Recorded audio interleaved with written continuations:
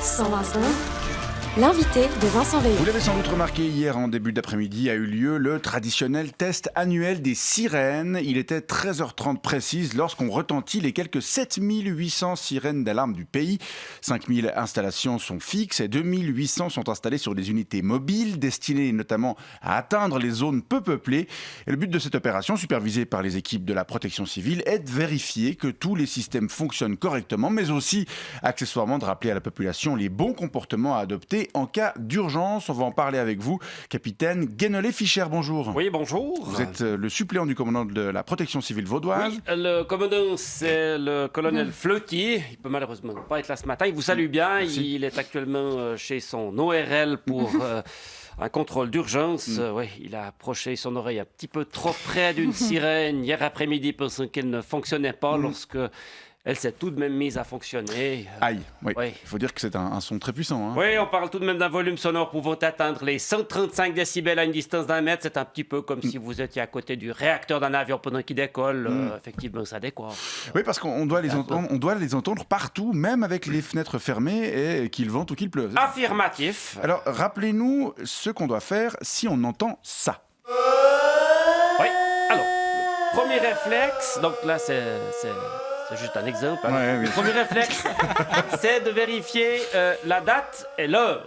Si on est le premier mercredi de février et qu'il est 13h30, pas de panique, c'est le test annuel. Ok. Et on a choisi ce créneau parce que statistiquement, c'est celui où la probabilité qu'une catastrophe survienne est la plus faible. Oui, c'est la même logique que Paléo, qui, vous savez, organise son festival la 3e semaine de juillet, laquelle statistiquement connaît la météo la plus favorable de l'année.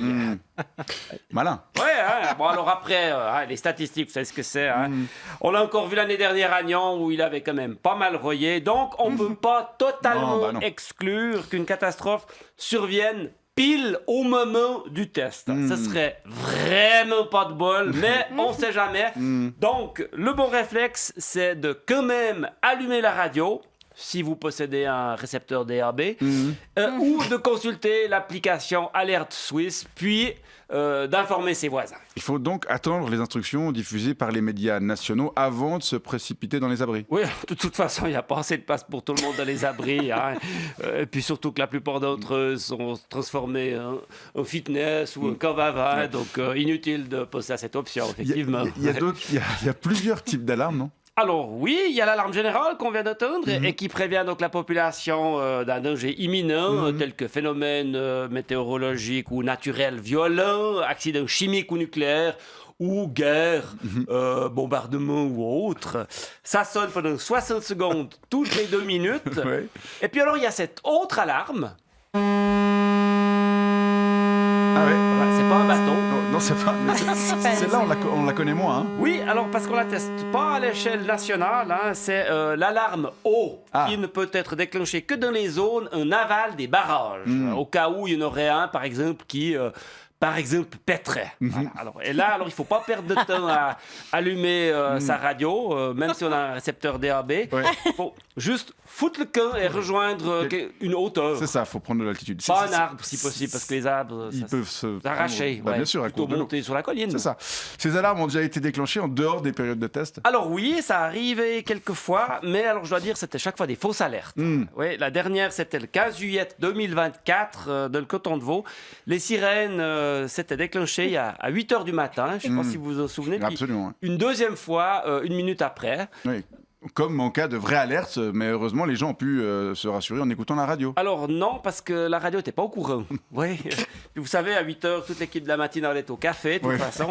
Il avait fallu attendre une petite heure pour que l'information circule. Et c'est seulement dans le flash de 9h que la population avait été informée par Sandra Viscardi que c'était un bug. Ouais, d'accord, mais si ça avait été... Heureusement que personne n'avait pris cette alarme au sérieux. Oui, mais si ça avait été sérieux. Mais enfin, ça n'arrivera jamais. Allez, tout le monde le sait. Hein. Ces alarmes, c'est juste un truc pour se faire un petit frisson une fois par année et puis pour occuper les équipes de la PC. C'est comme l'armée pour les soldats. Bon, quoi qu'il en soit, c'était tout de même bien de rappeler les bons comportements à adopter et on vous remercie d'être venu le faire avec nous ce matin. Capitaine Guénolé-Fischer, suppléant de la protection civile vaudoise. Bonne journée à vous. Mais à vous aussi. Pas de panique. Non, surtout pas de panique, même quand ça tombe pas dans les bonnes dates. On réglera l'histoire du 8h de la radio après. Au café. Oui, c'est ça. Bonne journée. Demain.